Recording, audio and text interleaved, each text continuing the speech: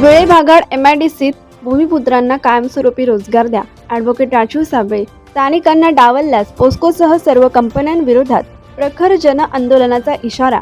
माणगाव तालुक्यातील निजामपूर विभागातील वेळे भागाड महाराष्ट्र औद्योगिक विकास महामंडळ परिसरातील सर्व कारखान्यांमध्ये स्थानिक भूमिपुत्रांना प्राधान्य देऊन कायमस्वरूपी रोजगार द्यावा अशी ठाम व रास्त मागणी राष्ट्रवादी काँग्रेसचे प्रवक्ते व कोकण विभाग संघटक ॲडव्होकेट राजीव साबळे यांनी केली आहे. ही मागणी दुर्लक्षित केल्यास पोस्कोसह सर्व कंपन्यांविरोधात हजारो भूमिपुत्रांना सोबत घेऊन तीव्र स्वरूपाचे जन आंदोलन छेडले जाईल असा सज्जड इशाराही त्यांनी दिला. तळेगाव येथे पार पडलेल्या मराठी शाळेच्या भूमिपूजन कार्यक्रमात बोलताना ॲडव्होकेट साबळे यांनी स्थानिकांच्या व्यथा मांडत व्यथेवर कठोर शब्दात टीका केली.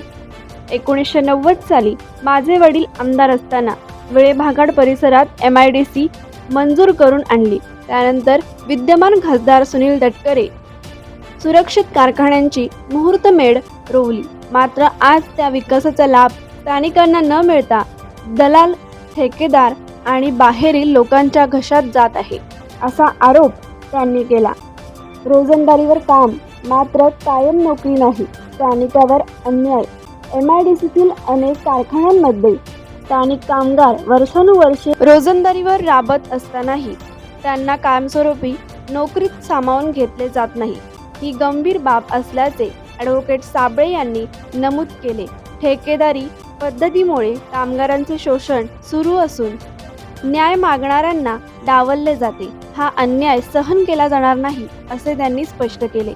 शिक्षित तरुण बेरोजगार गावांची होत आहे ओसाड व्यवस्था.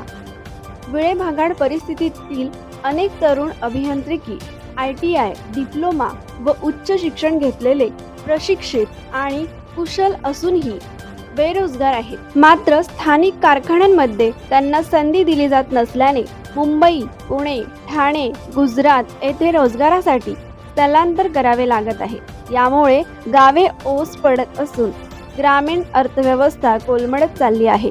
केवळ शेतीवर अवलंबून राहून कुटुंबाचा उदरनिर्वाह शक्य नाही अशी खंतही त्यांनी व्यक्त केली. हक्कासाठी संघर्ष अटळ, आंदोलनाशिवाय पर्याय नाही. याआधी आम्ही जन आंदोलनाचा इशारा दिल्यानंतरच मुंबई गोवा महामार्ग व माणगाव इंदापूर बायपासची कामे गतीने सुरू झाली.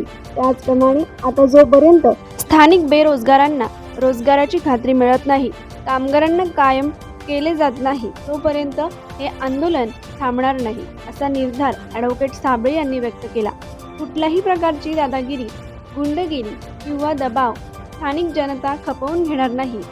भूमिपुत्रांच्या हक्कांसाठी हा लढा शेवटपर्यंत लढला जाईल असा ठाम इशारा देत त्यांनी MIDCतील सर्व कंपनी व्यवस्थापनांना स्पष्ट संदेश दिला.